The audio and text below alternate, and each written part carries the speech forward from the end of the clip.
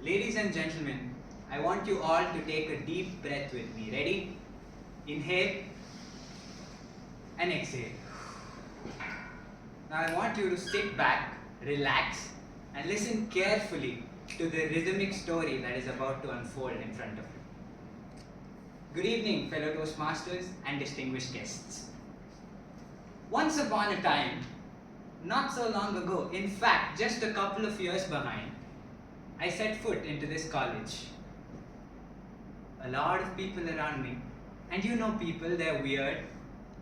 Decoding them is not easier than you think. They're of all kinds, but they can be categorized into mainly three kinds. The ones you like, the ones you don't.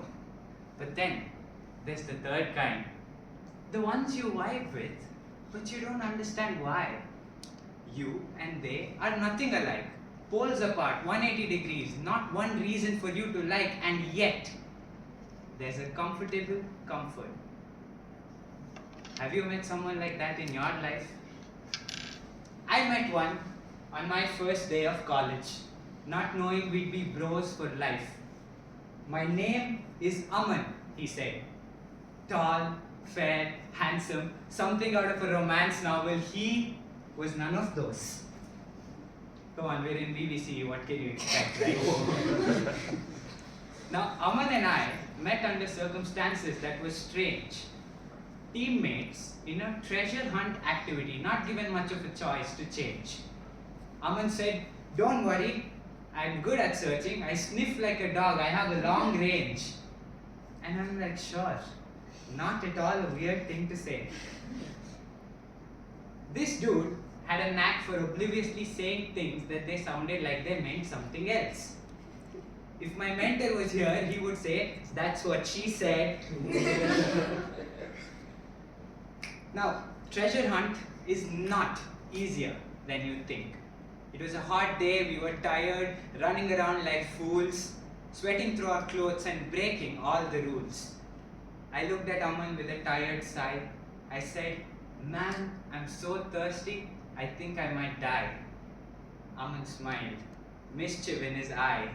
He said, "I want someone to quench my thirst, I'm not gonna lie."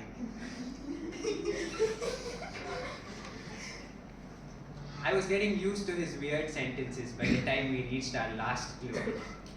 It said, "You need to find something unique to win this race. Something found at a construction place." And I'm like, where can you find a construction place in a college? Oh wait, we're in BBC. My bad. Aman and I rushed to the edge of the construction site. He laughed at the construction workers as we began to desperately searching for our clue. Under the hot sun among the sky blue, and that's when I noticed a little boy playing with a football. Torn clothes, messy hair, running around with his feet bare. This was probably the construction worker's kid. There was a sparkle in his eyes and something shiny in his hand. My feet involuntarily moved towards him as if I couldn't control my limb. I went up to him and asked, "Can I see what's in your hand?" He smiled and then he understood and he opened his fist like I knew he would. It was a shiny pebble. I asked him if I could have it and he just gave it to me like I owned it.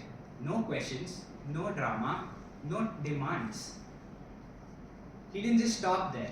He held my hand and led me to a pile of pebbles in the sand. Aman and I began searching for better pebbles. As time was ticking away, I felt a soft tap on my shoulder that made me turn and stay. The same little boy now held a bottle of water in his hand.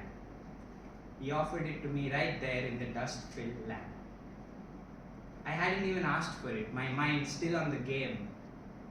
He said with a smile, "My mother told me you looked like you needed some water." Far away I saw his mother watching, a proud grin on her face, happy that her son had made a new friend and showed the good within. and Aman said, "Let's go, now we can win." We did end up winning treasure hunt that very day. A memory Aman talks about in his own strange way. But I still think about that little boy, a treasure to my heart, who taught me that kindness is a true work of art. Treasure hunt for us was just about winning, but for them, every day, a new treasure hunt begins. Finding the little things in life to be happy about, and when they find it, they're not selfish, there is no doubt. They find their happiness in sharing it, in being kind.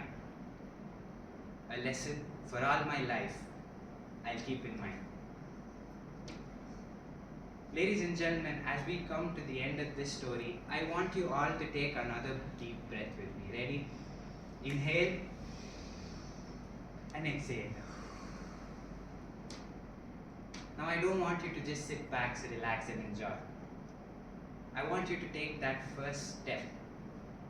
Be kind to somebody for no reason. Be kind without expecting anything back from them. Be the reason to be behind the smile of someone's face when they're having a bad day. And when you find kindness and happiness for yourself, remember to share it with someone.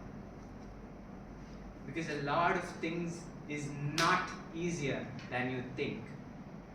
But being kind, spreading love and warmth, ladies and gentlemen, that is definitely easier than you think.